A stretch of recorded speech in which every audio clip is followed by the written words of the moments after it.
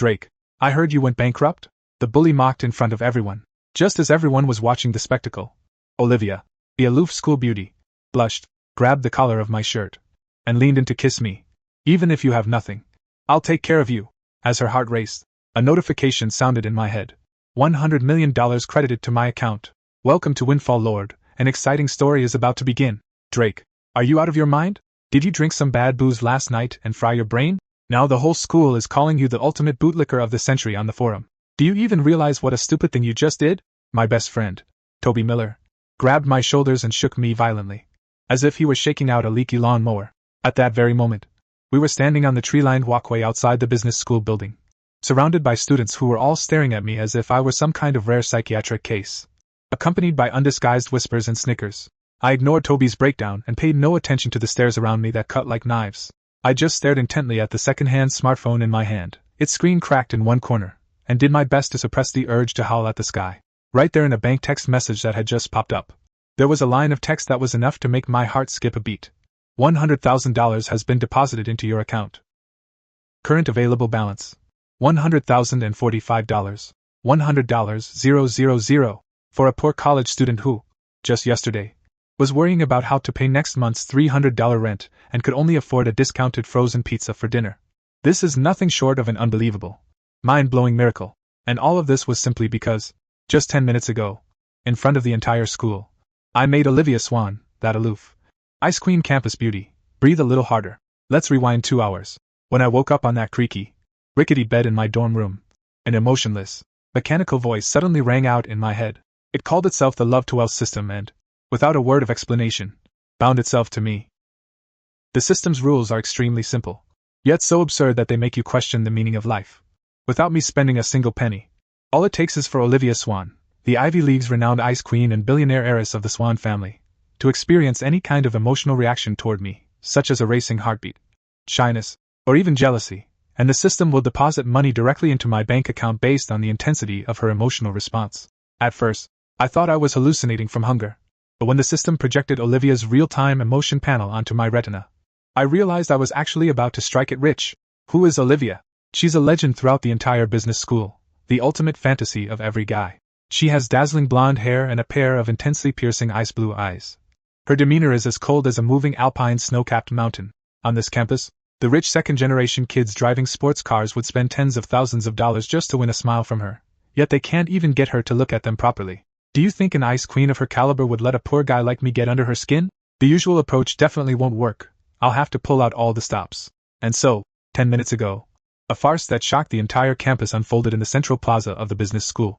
At that moment, Olivia was walking out the door with several thick macroeconomics textbooks in her arms.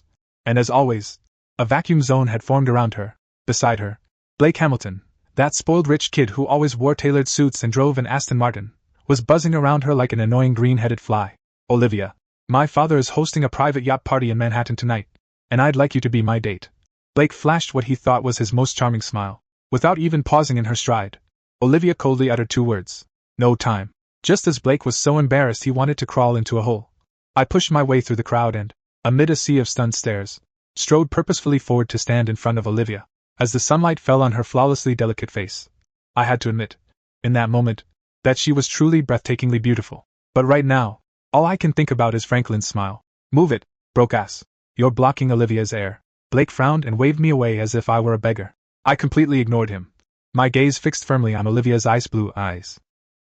I didn't send her flowers or luxury gifts like those other suck-ups. After all, I have to watch every penny even for a meal at McDonald's.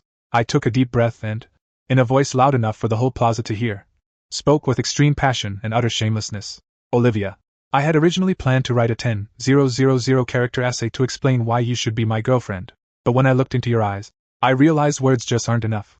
I leaned forward slightly, coming within less than half a meter of her, and lowered my voice, speaking in a tone laced with intensity. Starting right now, I'm going to fill your mind with nothing but me.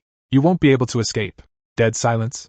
The entire square instantly fell into a deathly silence, with only the gushing sound of the fountain remaining.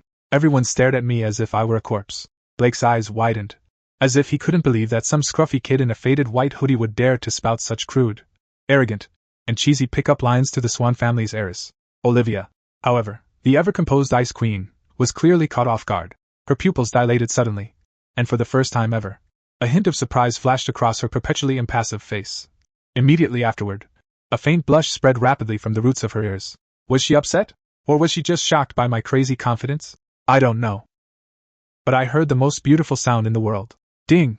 Target Olivia Swann's heart rate has spiked sharply, indicating intense feelings of shock and embarrassment. Emotional fluctuation rating. Grade A. Rewards being processed. Congratulations, host. You've earned $100,000. The funds have been laundered through an offshore account and legally transferred to your personal account. Right after that, I felt a slight vibration in my cell phone pocket. Olivia took a deep breath, her full chest heaving violently. She bit her lower lip hard, glared at me fiercely, as if she wanted to cut me to pieces with her gaze, then walked past me without a word and quickened her pace to flee the scene. Whoa, whoa, whoa! A burst of uncontrollable laughter suddenly erupted across the square. Oh my God! Was Drake just trying to get Olivia's attention with some cheesy pickup lines? He's definitely crazy. Master Blake hasn't even made a move yet. And this poor kid actually thinks he can play the toad trying to eat the swan? He's already become the biggest joke in the whole school, a total suck-up. Blake laughed so hard he doubled over, pointing at my nose and sneering. Dre, did you let the slums turn your brain to mush? With that penniless look on your face, you actually think you can go after Olivia? You can't even afford the shoelaces for a single pair of her shoes. You're nothing but a complete clown. The memory ends. Back in reality, Toby was still muttering despairingly in my ear, lamenting the fact that my college social life was about to go completely down the drain. I slowly slipped my phone back into my pocket, turned to look at Toby, and a wild, uncontrollable grin spread across my face. Go ahead and laugh. Laugh all you want. Do you think I'm just a desperate suck-up chasing after my dream girl? No, I'm just robbing a bank, legally. And this is just the beginning. Ever since that confession of the century in Central Square, I've become a household name at Ivy League universities. In just 3 days, the school's anonymous forum was flooded with trending posts about me. The titles were each more eye-catching than the last. Shocking scoop. Bankrupt guy tries to win over the swan heiress with cheesy pickup lines. A look at Drake Vance's daily life as a sucker. A poor guy's fantasy time. When I walk around campus, whether it's the cheerleaders in their tight yoga pants or the muscular guys wearing shirts emblazoned with fraternity logos, everyone gives me a complex look that's a mix of pity and utter contempt. Toby no longer dares to walk with me in the sunlight. Every day, he wears a baseball cap pulled down low, like a fugitive on the run from FBI agents. Dude, I'm begging you, just give it up. Toby gnawed desperately on the hot dog in his hand. Do you even realize that Blake and his rich kid crew have set up a betting pool on which day Olivia's bodyguards will break your legs and toss you into the Hudson River? Right now, the whole school sees you as a lunatic who's willing to throw away his dignity for the school's queen. Dignity? I took a big bite out of the cheap sandwich I bought for $5 and almost burst out laughing. If rubbing my dignity on the ground could get me some cold, hard cash, I wouldn't mind polishing it up a bit more. As it turned out, my strategy was absolutely perfect. Since the system prohibited me from spending money on Olivia, I had no choice but to do everything in my power to get under her skin in the most bizarre and outlandish ways possible. For example, yesterday at lunchtime, at that upscale French restaurant on campus where you have to make a reservation a month in advance, and where a meal costs several $100s per person, at that moment, Olivia was sitting in a prime spot by the window, elegantly carving a medium-rare filet mignon. Blake and a few of his henchmen were sitting at a table not far away, plotting how to strike up a conversation. As for me, wearing a t-shirt that had turned slightly yellow from repeated washings and holding a cup of free tap water and a hard roll I'd snagged from the soup kitchen next door, I strutted right over and sat down across from Olivia amid a chorus of gasps. Blake's eyes nearly popped out of his head. He was just about to stand up and call security when he was stunned by what I did next. I pulled a free, rough paper napkin out of my pocket and, in full view of the students in the restaurant, all of whom were either wealthy or well-connected, slowly and deliberately folded it into a paper rose that was hideously ugly and even looked a bit like a shriveled clove of garlic. Then, I gently slid it next to Olivia's Hermes bag, which was studded with tiny diamonds. Olivia, those gifts worth tens of thousands of dollars that those ordinary people out there gave you are nothing but industrial trash reeking of the stench of money. I propped my chin up with one hand and looked at her with a gaze so deeply affectionate it was almost unbearable. But this rose carries my body temperature of 36.5 degrees. It is my soul, free of any impurities. No one in the entire restaurant even noticed that a fork had fallen on the floor. Olivia's hand froze midair as she reached for her steak. Her blue eyes stared in disbelief at the crumpled paper rose, then shifted to me. Under the gaze of hundreds of pairs of eyes, this aloof ice queen suffered the most humiliating public embarrassment of her life. I could clearly see a flush of extreme shame and shock spreading rapidly from her fair neck all the way to the base of her ears. Her hands, clutching the knife and fork, were even trembling slightly, and the system notification in my mind rang out right on cue, like a heavenly hymn. Ding! The target has been detected experiencing extremely intense feelings of social embarrassment and humiliation, with their heart rate skyrocketing to 120 beats per minute. Emotional fluctuation rating. S-class. Congratulations. Host, you've earned $500,000. 500,000. Just at that moment, my phone in my pocket vibrated, signaling that a huge sum of money had been deposited into my account. Olivia jumped to her feet, leaving her expensive steak uneaten, grabbed her purse, and fled in a panic, her high heels clacking on the floor. Before she left, she glanced back at me with a glare, as if she were looking at a carbon-based life form from another planet. Blake was sitting behind me, slapping the table and laughing hysterically, loudly mocking me as a penniless, pathetic suck-up who couldn't even afford a single real flower. But I didn't care at all. I just sat where Olivia had been sitting, leisurely munching on a hard roll while staring at the astronomical figure, nearing $1 million, in my mobile banking app, grinning like a nouveau riche who just inherited an oil field in Texas. However, as fun as it was, this afternoon I discovered a serious problem. Ding! The target has experienced a slight feeling of speechlessness. Reward, $10,000. After I deliberately played an off-key pop love song on my guitar right along the path she had to take to get to class, the system's rewards visibly shrank. I leaned against the tree trunk, stroked my chin, and fell deep in thought. It seems even icebergs can develop antibodies. Frequent social embarrassments and cheesy pick-up lines have made her immune to them. Now, ordinary embarrassment or annoyance is no longer enough to make her proud heart race. I need something stronger. If simply flattering her isn't enough to make her emotions swing wildly, what if I made her feel insecure? If I want to break through the $1 million barrier, I'll have to try a different approach. Since shyness and scaring him off didn't work, I'll just have to give it a try and let this ice queen get a taste of jealousy. Sitting in the business school library, which was decorated to look like Buckingham Palace, I had my legs crossed and was pretentiously flipping through a copy of Game Theory, though my peripheral vision remained fixed on a spot 10 meters away. Olivia Swann was sitting in her usual spot by the window, sunlight streaming down on her silky golden hair, making her look as beautiful as a Renaissance oil painting. She remained as cold as ice, and no one dared to come within 3 meters of her, except for Blake, who was as clingy as chewing gum. Drake, you actually didn't go bother her today? That's not like you, Toby said, sitting across from me and keeping his voice low. The whole school's been talking about whether you finally realize you don't stand a chance and are getting ready to buy a one-way ticket back to the ghetto. I smiled contemptuously. Toby, a skilled hunter only tightens the trap when the prey lets its guard down. Today, we're going to try something a little more challenging. Just then, Eva, the captain of the school cheerleading squad, a red-headed girl with a stunning figure and a personality as radiant as California sunshine, was walking toward us, holding a notebook. Eva and Olivia were complete opposites. She was warm, outgoing, and extremely popular at school. I took a deep breath, smoothed out the shirt, which, though cheap, was spotlessly clean, and flashed the sunny school heartthrob smile I'd been practicing all morning. Hey, Eva, I have some interesting ideas about that social media marketing case study from the other day that I'd like to discuss with you. I stood up, speaking at a volume that wasn't too loud or too soft, just loud enough for Olivia, who was standing nearby, to hear. Eva paused for a moment, although we weren't close. As the number one brown-noser in the whole school, my reputation had really taken off lately. She looked at me with some curiosity, probably thinking that this version of Drake today seemed a bit different from the usual submissive wimp. Of course, Drake. I was just worrying about analyzing that part, Eva said with a smile as she sat down. For the next 30 minutes, I went into full-throttle social mode. I paid no attention to Olivia. I didn't even glance at her. I was completely absorbed in my conversation with Eva, making the cheerleader giggle repeatedly. She even gave my shoulder a few affectionate pats. I could sense that cold gaze from not far away, sweeping this way from time to time.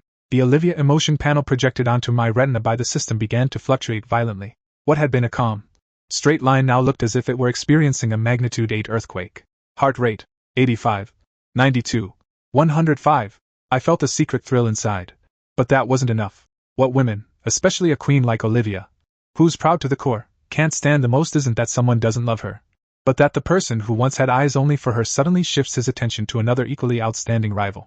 The sense of frustration caused by this psychological disparity is 100 times stronger than mere anger. Eva, you look so beautiful when you smile, just like Sicily in the summer. I deliberately lowered my voice, speaking in that magnetic tone that's sure to make any girl's heart race. Eva blushed and lowered her head, looking a little shy. Just at that moment, I felt a gaze from behind that was almost enough to kill me. Ding! Strong feelings of rejection, resentment, and jealousy have been detected in the target. Olivia Swann. Adrenaline spike detected. Heart rate exceeds 130. Emotional response intensity. SSS level. Congratulations, host. You've triggered the jealousy critical hit reward settlement. Funds transferred. 10 million US dollars. My phone in my pocket suddenly started vibrating violently, so fast it almost made my thigh go numb. $10 million. I almost jumped up on the spot to bow to the system. Just then, the rapid click-clack of high heels grew louder as they approached. Drake Vance. A cold voice cut through the quiet air of the library. I slowly looked up and saw Olivia standing by my desk. Her stunning face was etched with icy fury. Her breathing had become very rapid, and her chest was heaving violently, whether from extreme anger or some emotion she herself wasn't even aware of. Blake followed behind her, his face ashen, feeling so embarrassed he wanted to die. Is there something you need, Miss Swann? I smiled politely but distantly, without even standing up. I'm busy discussing academic matters with Eva. An academic issue? Olivia laughed bitterly. She pointed at Eva, then at me, her gaze as sharp as a knife. Just yesterday you were telling the whole school that I wouldn't get away, and today you've already switched targets? Drake, does your devotion last only 24 hours? Eva was startled by this sudden tension and looked at us, somewhat at a loss. The students around them craned their necks in anticipation. This plot twist was even more thrilling than a Hollywood blockbuster. They thought it was just another case of a desperate suitor getting dumped. But it turned out the aloof school beauty had actually stepped in herself to catch them in the act? Miss Swann, I think you've misunderstood. I slowly closed the book, looked straight into her ice blue eyes, which were practically shooting fire, and said in a tone that was just begging to be slapped. I did say I'd fill your head with thoughts of me. It seems I've succeeded. Otherwise, why would you care so much about who I'm sitting across from? Olivia froze in her tracks. Her face first turned pale, then flushed crimson with intense shame. Only then did she realize just how much her behavior had resembled that of a jealous little girl flying into a rage because her boyfriend had cheated on her. You narcissistic jerk. She suddenly grabbed the copy of Game Theory on the table and practically hurled it back into my arms, then turned away, overcome with shame and anger, and stormed out of the library like a whirlwind. Ding! The target has completely lost emotional control. Shyness, anger, and confusion are all at maximum. An additional $3 million bonus. Current account balance, $14 million. Holding the book, I watched Olivia's back as she walked away in a fluster, and silently gave her a thumbs up in my heart. Blake stared intently at me, his eyes brimming with murderous intent and jealousy. He lowered his voice and threatened. Drake, you're as good as dead. Do you really think these petty tricks will fool her? At next week's school anniversary charity gala, I'll show you what true social class really means. I didn't even look at him. I just turned my head and smiled at Eva, who was still staring blankly. Eva, where were we just now? Oh, right, summer in Sicily. To thank you for your help earlier. Would you like to grab dinner with me tonight if you're free? You pick the place. At that moment, I had over 14 million US dollars sitting in my account. People like Blake and his social class were nothing more than walking ATM parts in my eyes. It's been 2 days since that jealousy incident at the library, and Olivia has vanished without a trace. She hasn't been seen in public since. I'm not exactly in a hurry, after all.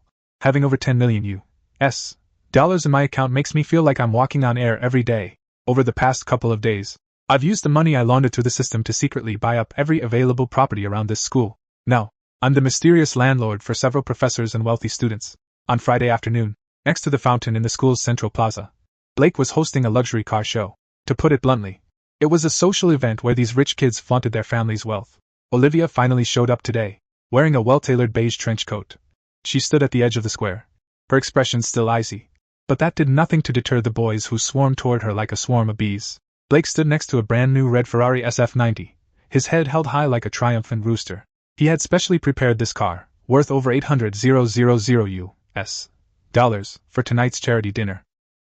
When he saw Toby and me walking out of the school building, a malicious glint immediately flashed in his eyes. Hey, isn't this our ladies' man Drake? Blake slapped the roof of the Ferrari and shouted, making sure everyone in the square could hear him. So, you didn't go bother the cheerleading captain today. You're back to annoying Olivia again? You're not planning on taking her to tonight's dinner on that second-hand bike of yours, are you? A burst of loud laughter erupted all around. A few of his henchmen even started whistling. Toby tugged at the hem of my shirt and whispered, Drake, let's get out of here. Don't pay any attention to that jerk. I patted Toby on the shoulder, gave him a reassuring look, then slipped my hands into my pockets and strolled over to the Ferrari. Blake, it looks like your dad is willing to spend a fortune to clean up your mess. But this SF90 is just SOSO, nothing more than an entry-level toy. I eyed the supercar, my tone brimming with disdain. The square fell silent in an instant. An entry-level toy? An $800,000 Ferrari? Blake's face turned bright red, and he looked at me as if I were a lunatic. You don't know shit, Drake. If you ever get to touch the steering wheel of this car in your whole life, I'll swallow this emblem right here and now. A broke ass like you is only fit to daydream in the sewers.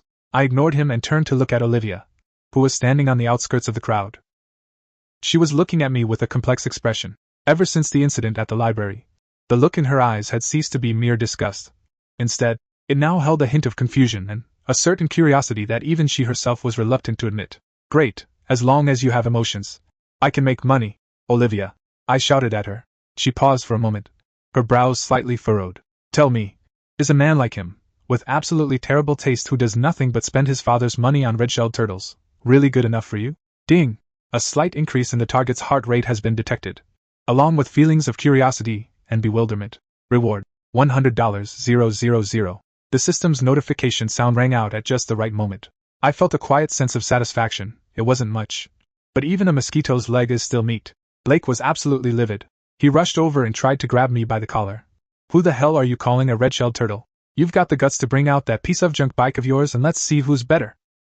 Just then, a deep, thunderous roar of an engine suddenly echoed from the entrance to the square, like the roar of a primordial beast, causing the eardrums of those around to buzz. Everyone turned to look in the direction of the sound. There, a supercar, painted entirely black, with sharp lines as sleek as a stealth fighter, glided into the square like a ghost. The Lamborghini Veneno, a poison limited to just 3 units worldwide. The moment this top-of-the-line supercar, worth over $4.5 million, made its appearance, Blake's red Ferrari instantly looked like a cheap plastic toy. The entire crowd fell silent. Even the girl who knew the least about cars was awestruck by the intimidating presence this car exuded. The car door slowly rose like a pair of scissors, and a middle-aged driver wearing a crisp suit and white gloves stepped out. Ignoring the stunned stares of everyone present, he walked straight up to me and bowed respectfully. Mr. Vance, the Lamborghini Veneno you ordered has arrived. All paperwork and full payment were finalized an hour ago. Here are the car keys. He handed her a set of car keys set with black diamonds with both hands. The air in the square seemed to freeze at that very moment. The hot dog in Toby's hand fell right onto the ground, and Blake's jaw nearly hit the ground. Full payment? $4.5 million? I casually took the keys, fiddled with them for a moment, then turned to look at Blake, a mocking smile playing on the corners of my mouth. Now you can go ahead and swallow that car emblem, but I suggest you chop it up first, so you don't choke on it. Blake turned pale as a duck with its neck squeezed, unable to utter a single word. The rich kids around me, who had been mocking me just moments ago, were now looking at me as if I were an Arab prince disguised as a commoner. As for me, I walked straight toward Olivia. She stared at me blankly, her blue eyes filled with shock and disbelief. How could that penniless, desperate guy, the one who wore a tattered t-shirt and even bought discounted sandwiches, possibly just casually buy a top-of-the-line supercar worth several $1 million? Olivia. I walked up to her, leaned in slightly, and said in a voice only the two of us could hear, I just told you that red-shelled turtle isn't good enough for you, but if you'd like, the passenger seat of this poison at tonight's charity dinner is reserved just for you. I could clearly see her normally fair cheeks flush red at a visible pace, and even her slender neck took on a pink hue. She bit her lip, her chest rising and falling rapidly, and her eyes, which were usually as cold as ice, were now filled with panic and a certain unmistakable flutter of emotion. Ding! The target has been detected experiencing extremely intense emotions of shock, shyness, and a flutter of the heart. Target heart rate, over 140 beats per minute. The system has detected sustained emotional fluctuations. Critical hit bonus triggered. Funds transferred. $20 million. I struggled to suppress the smile that was spreading across my face. $20 million. Just for showing off a little. This money came in faster than robbing a bank. Olivia neither agreed nor refused. She just gave me a long look, then turned and practically fled the square, even forgetting to pick up that thick textbook. I picked up the book she dropped on the ground, glanced at Blake, who was standing nearby, his face ashen, got into the black Lamborghini, and sped off amid a deafening roar. This game is getting more and more interesting. The Lamborghini Veneno incident was like a tsunami that completely engulfed the Ivy League universities. Now, no one on the forum calls me a penny-pinching suck-up anymore. They've given me a new title, the low-key, hidden king of Wall Street. All sorts of outlandish rumors are flying around. Some say I'm the illegitimate son of a Middle Eastern oil tycoon, while others claim I'm actually the mastermind pulling the strings behind the scenes on Wall Street, who came to campus to experience student life and, while I'm at it, find true love. I won't comment on any of these rumors. All I care about is my bank account. After that poison stunt, my account balance had surpassed the $30 million mark. But that was followed by a headache. Olivia had gone missing again. She's avoiding me, and she's going to great lengths to do so. She even called in sick to her macroeconomics lecture, which she normally never misses. I sat in the cafe, feeling a bit frustrated as I stared at the motionless emotion bar on my phone screen. If I didn't provoke her, my money wouldn't grow. It's easy to go from frugality to luxury, but hard to go from luxury back to frugality. Having gotten used to earning millions every day, watching my balance stagnate now is more agonizing than death itself. Drake, what are you waiting for? Toby asked cautiously, sipping a Starbucks Frappuccino with 3 packets of sugar. You're the talk of the whole school right now. Last night, even the vice president of the fraternity came to ask me for your contact info. You could totally set your sights on someone else. Why are you so set on this one girl? You don't understand. Toby, this tree doesn't bear fruit, it bears gold bricks. I sighed. Just as I was wondering whether to go straight to the entrance of the Swann family's estate and set off some fireworks to cause a commotion, my phone suddenly vibrated. It was an anonymous text message. Meet me at 8 p.m. tonight at the abandoned factory warehouse in the old town. Don't tell anyone or else you'll face the consequences. Someone you can't afford to cross. I looked at the text message and raised an eyebrow slightly. Kidnapping? Blackmail? In a place like Manhattan? I can't think of anyone else who'd dare pull a stunt like this on me, except for Blake, whom I've got completely under my thumb. That's interesting, I said with a cold smile. I'd been worried about not having a chance to boost Olivia's emotional meter. But since someone had come knocking on my door offering to be a stepping stone, it would be a waste not to take advantage of him. At 7:50 p.m. I drove that eye-catching Lamborghini slowly into the dark, dilapidated, abandoned factory district in the old town. There were no streetlights here, and the air was thick with the smell of motor oil and rust. I parked my car in front of the designated warehouse, pushed open the rusty iron gate, and walked inside. There was only one dim hanging lamp in the warehouse, and its light barely illuminated a small clearing in the center. You really had the nerve to show up, Drake. In the darkness, Blake emerged, accompanied by several burly bodyguards. He was holding a baseball bat, a twisted look of glee on his face. Go ahead, tell me, why did you call me here? If you're trying to see whose baseball bat is worth more, I'm afraid I'm going to have to disappoint you, because I only use ones made of pure gold. I shoved my hands in my pockets, my tone as casual as if I were discussing what to have for dinner tonight. Shut up, you liar! Blake roared. I checked. That car isn't even registered in your name. You rented it through some offshore shell company, didn't you? You're just a broke bum trying to show off in front of Olivia. I almost burst out laughing. This guy's IQ is truly pathetic. If he could figure out how the system whitewashes things, then what the hell would I be doing here? You're going to pay for this today, Blake said, waving his hand menacingly. Take him out of commission. Record a video of him begging for mercy, and post it on the school forum. Let's see how he tries to show off in front of Olivia from now on. Several bodyguards immediately rubbed their hands together in anticipation and closed in on me. Just then, there was a loud bang, and the warehouse's tightly shut door was violently kicked open from the outside. The sudden flash of light was so bright that no one could keep their eyes open. Once their eyes had adjusted to the light, Blake's chin hit the ground again. Standing at the door was, of all people, Olivia. She was wearing a black leather jacket and Dr. Martens boots, carrying a stun gun for self-defense. Her signature blonde hair was blowing wildly in the wind, making her look just like a female secret agent from the movies. Blake, just try to lay a finger on him, Olivia said. Her voice was as cold as an Arctic glacier, radiating an air of unquestionable authority. The entire audience fell silent. Even I was stunned by this beauty saves the hero scene. Olivia? What are you doing here? Blake was taken aback. He never would have imagined that his carefully planned act of revenge would actually draw the attention of the one person he least wanted to cross. Olivia completely ignored Blake. She strode right up to me, grabbed my wrist, and pulled me behind her. Drake, are you an idiot? You actually came out here all by yourself just because someone sent an anonymous text? Do you have any idea how dangerous it is here? She turned her head and shouted at me in a hushed voice. Even though she was trying her best to hide it, I could still hear the obvious tremor and lingering fear in her voice. Ding! The target has been detected experiencing intense feelings of anxiety, anger, and fear. Target heart rate, over 150 beats per minute. Extreme emotional fluctuations. Triggered the ultimate critical hit bonus. Funds transferred. $50 million US. 50 million. My head started buzzing, and my heart rate skyrocketed. This wasn't just the ice queen of the school. She was practically my very own money-making machine.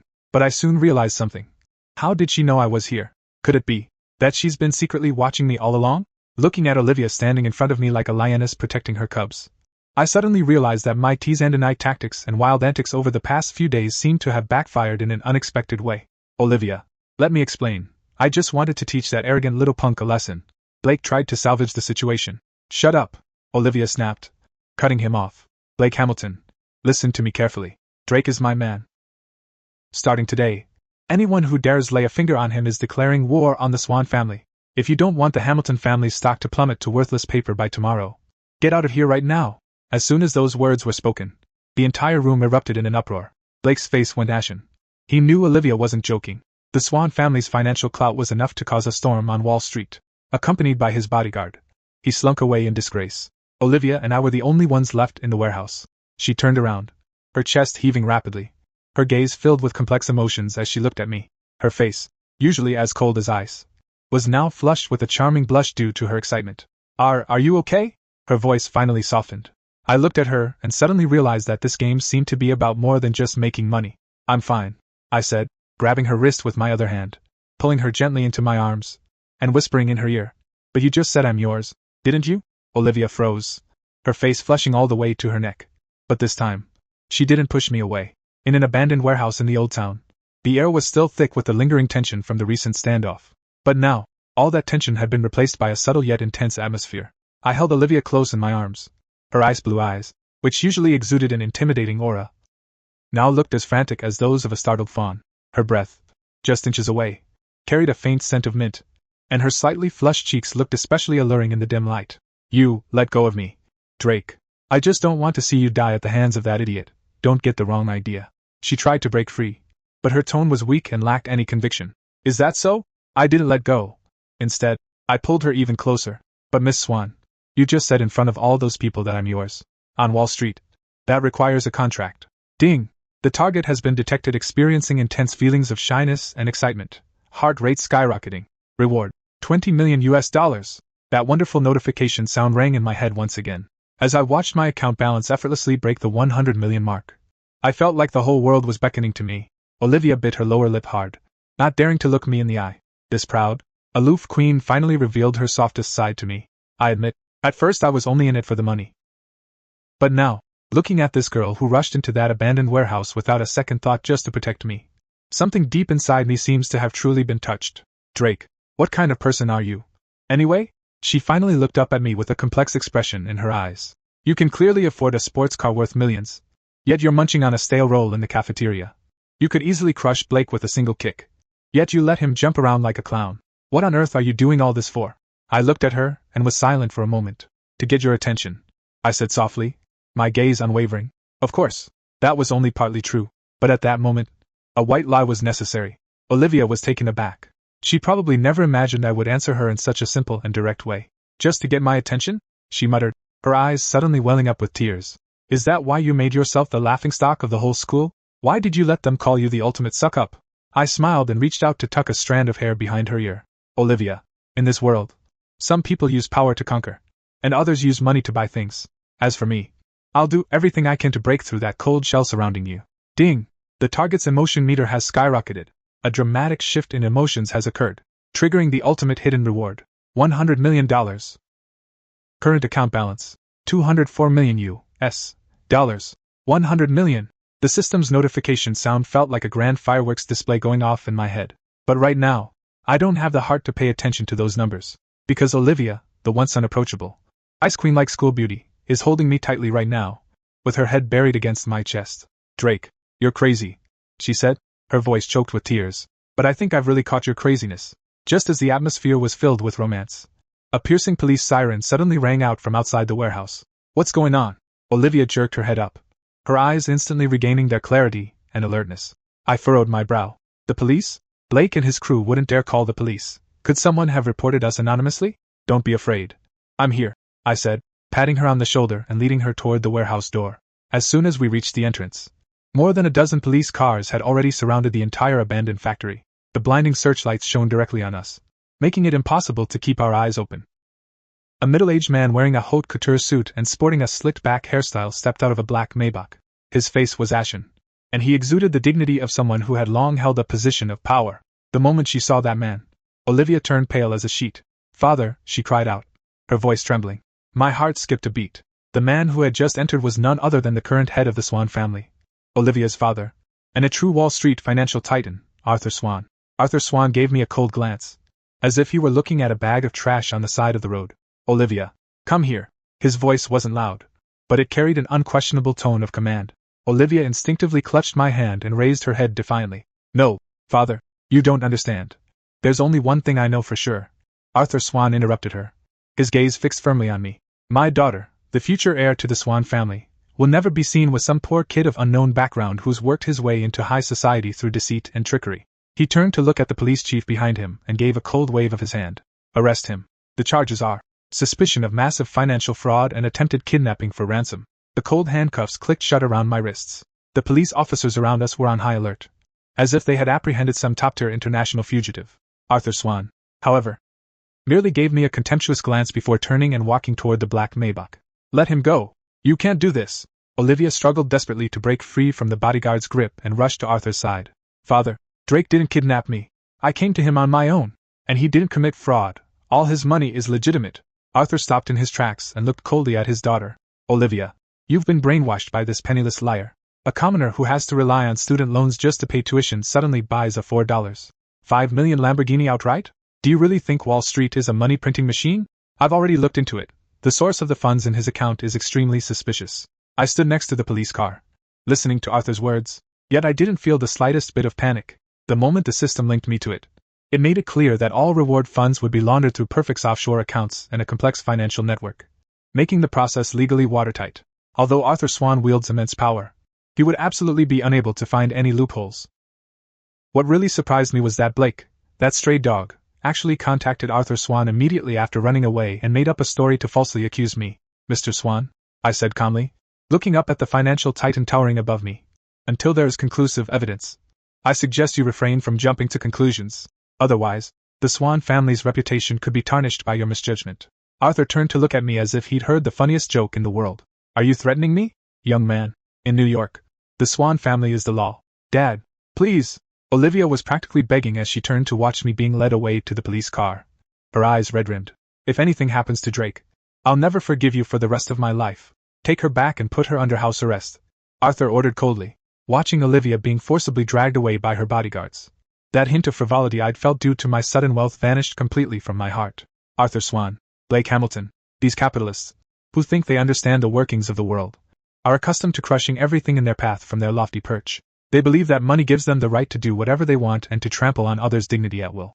Unfortunately, they picked the wrong person to mess with. Sitting in the police car, I activated the system. System. What's my current account balance? Current available balance. $204 million US dollars. What action would the host like to take? I looked out the window at the New York nightscape rushing by, a cold, sharp smile curving my lips. Don't these guys who call themselves high society love playing the capital game? Well, let's play a big one with them. Activate the financial leverage immediately. I want you, at all costs, to quietly short the stock of Hamilton Heavy Industries, the Hamilton family's core business, over the next week. I'm going to show that bastard Blake what true despair feels like. The system's cold, mechanical voice immediately replied. Command confirmed. Initiating hacker-level financial algorithms to establish a short-selling model. Estimated funds required. $150 million US dollars. Estimated time to achieve the goal. 7 days. I closed my eyes and leaned back against the cold seat of the police car. Arthur Swann threw me into jail. No doubt to intimidate me and, while he was at it, have someone thoroughly investigate my background. But he'll never find out. He's not dealing with just any ordinary poor student, but a system cheater with the ability to level the playing field. 3 days. I spent 3 full days in the detention center. During those 3 days, the outside world was turned upside down. During a visit, Toby told me that word had already spread around school that I was actually an international fraudster who'd been taken away by the FBI. Blake, for his part, was bragging to everyone that he was the one who exposed my true colors and saved Olivia. Drake, are you okay? Do you want me to help you find a pro bono lawyer? Toby asked through the glass, sweating profusely with worry. I shook my head with a smile. No thanks, Toby. The real fun is just beginning. Get your suit ready. We're going to crash the Century Charity Gala this weekend. On the morning of the 4th day, the police chief personally opened the door to my cell, looking as though he'd swallowed a fly. Mr. Vance, you are free to go. Following our joint review with the Federal Financial Crimes Investigation Bureau, your source of funds has been determined to be legitimate, and there were no violations. The director sounded extremely frustrated. They pulled out all the stops, investigating for 3 days and 3 nights, only to discover that the source of my funds was an extremely large and legitimate offshore fund, one that was even a high-level VIP client of several international banks. As I walked out of the police station, I took a deep breath of freedom. I took out my phone and glanced at the system-generated stock market report. Over the past 3 days, Hamilton Heavy Industries stock price has been teetering on the brink of collapse due to the massive short positions I've been secretly orchestrating. All it takes is one final straw to send it into a total crash. And tonight, In front of all of New York's high society. I intend to personally add that final straw. I called a private butler service that specializes in serving the ultra-wealthy. Hello, this is Drake Vance. I'd like to have a tuxedo tailored for tonight's Century Charity Gala. Also, please prepare a special gift for me. At Manhattan's premier Waldorf Astoria Hotel, the opulent ballroom was teeming with elegantly dressed guests. Virtually all of New York's power brokers and financial titans had turned out in force. Tonight's Century Charity Gala is undoubtedly the ultimate social event for high society. Arthur Swann was holding a glass of champagne and chatting cheerfully with several senators. Not far behind him, Olivia stood in a stunning dark blue evening gown. Yet her face was pale and her eyes were as vacant as those of a delicate, soulless doll. Ever since I was taken away, she had been under house arrest. And tonight, too, she had been forced to attend as a figurehead for the family's political marriage alliance. Blake Hamilton, dressed in a flashy white suit, was hovering around her like a fly, his glass in hand. Olivia, stop thinking about that con artist. My father says he'll be in federal prison for at least 20 years. Tomorrow, the elders from both our families will officially announce our engagement. Bang! The two heavy, intricately carved solid copper doors to the banquet hall were roughly pushed open from the outside, producing a deafening crash. The symphony came to an abrupt halt, and everyone's gaze turned as one toward the doorway. Wearing a black tuxedo with a subtle pattern, handcrafted overnight by a top Italian tailor, with the top two buttons of my collar casually undone, I strode in with Toby, flanked by a group of stunned security guards who, in reality, hadn't managed to stop us. Good evening, all you Wall Street vampires. I casually picked up a glass of champagne from a nearby waiter's tray and smiled as I looked around. Drake? The moment Olivia saw me, her dull eyes instantly lit up with disbelief and ecstasy. She lifted the hem of her skirt to run toward me, but was firmly held back by the bodyguard standing beside her. The smile on Blake's face froze instantly, and he screamed as if he'd seen a ghost. How the hell did you? You damn con artist. Get out of here. Security. Where's security? Throw him out of here. Mr. Blake, don't be in such a hurry to show me the door. I strolled leisurely to the center of the hall, my icy gaze fixed on that clownish buffoon. As I said, I'm here to present a gift tonight. No sooner had the words left his mouth than a rapid succession of cell phone vibrations suddenly filled the banquet hall. It wasn't just Blake. The cell phones of every financial tycoon and conglomerate CEO in the room received an urgent push notification from Wall Street at virtually the same moment. Arthur Swann frowned as he pulled out his cell phone. After just one glance, his expression changed dramatically. Hamilton Heavy Industries has been targeted by a mysterious, malicious short-selling campaign by speculators with $10 billion. After-hours trading saw the stock price plunge by 90% in a snowballing crash. The company faces bankruptcy and liquidation. Blake's cell phone slipped right out of his hand and crashed onto the hard marble floor. His face went pale as he stared at the startling red line on the screen, and his whole body began to shake violently. This can't be my father's company. This is just the beginning. Blake. I walked up to him and looked down at him from above. Just 10 minutes ago, I bought up all of your family's debt. By the time the sun rises tomorrow, you and your beloved Hamilton family will be out on the street. That's what happens when you mess with the wrong person. Blake's legs gave way, and he collapsed to his knees with a thud, completely breaking down. The room fell deathly silent. All the financial titans were staring at me as if I were a monster. To be able to quietly mobilize, in just a few days, a staggering amount of capital, enough to destroy a long-established heavy industry conglomerate, was absolutely beyond the capabilities of a poor kid. Was it you? Arthur Swann finally pushed his way through the crowd and stepped forward. In the gaze this Wall Street titan now fixed on me, there was no trace of the previous contempt. Instead, it was filled with utter shock and deep apprehension. Mr. Swann, I've reminded you before that in New York, you don't get to make the rules all by yourself. I downed the champagne in my glass in one gulp and looked him straight in the eye. My current liquid assets are roughly 3 times the Swann family's available cash flow. If you want to stick up for the Hamilton family, I wouldn't mind launching another financial war against the Swann Group. Of course. I changed the subject, turning my gentle gaze toward Olivia, who was being blocked by her bodyguards. If you'd be so kind as to step aside. I'm still the same Drake who'd write a 10,000-word love letter for your daughter. Arthur Swann stared intently at me, his chest heaving violently. Faced with overwhelming financial pressure, this Wall Street titan, who had dominated the financial world for half his life, ultimately chose to yield. He closed his eyes and waved his hand feebly. The bodyguard let go. Olivia, like a bird returning to its nest, threw herself into my arms without a second thought. She clung tightly to my neck, and her tears instantly burst forth, soaking my haute couture suit. You're crazy, you're completely crazy, she cried, her voice choked with emotion in a whisper only the two of us could hear. I thought I'd never see you again. Ding! Just then, the system's most majestic and magnificent notification sound ever rang out in my mind, as if the bells of 10 million churches were ringing all at once. Target Olivia Swann's emotional readings have exceeded the limit. Her levels of love, adoration, and devotion have reached 100%.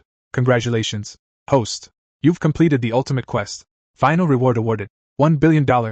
You have also unlocked access to the world's top black card, unlimited credit limit. The system will now enter silent companion mode. We wish you a perfect life. As I listened to the voice in my head and felt the warmth of the girl in my arms, a look of utter contentment spread across my face. 1 billion. Unlimited credit limit. But I know that, compared to these cold, hard numbers, what I'm holding in my arms is the most precious, priceless treasure in the world. I picked Olivia up in my arms, and with a group of Wall Street bigwigs watching in a mixture of awe and reverence, and under the stunned gaze of Toby, I strode confidently out of the luxurious banquet hall. Drake, where are we going? Olivia buried her face in my chest, her cheeks as red as ripe apples, her voice full of sweet dependence. Let's go for a drive. I leaned down and gently kissed her on the forehead. Take the poison. I've been saving the passenger seat for you for days now. The night breeze was slightly cool, and Manhattan's neon lights shone as brightly as the Milky Way. Who would have thought that just a month ago? I was still that broke college student who couldn't even afford the $300 monthly rent, and was widely recognized across campus as the ultimate suck-up of the century. And now, with $10 billion in my hands, the Ice Queen in my arms, I have all of Wall Street at my feet. Go ahead and laugh. Go ahead and be jealous. My life as a suck-up has finally come full circle. And that's a wrap. Folks, if this story gave you that sweet dopamine hit and was more satisfying than peeling the plastic off a brand new TV, do me a massive favor. Obliterate that like button and hit subscribe. I'm locked in the content mine serving up fresh, ridiculously satisfying stories every single day. See you tomorrow for your next fix.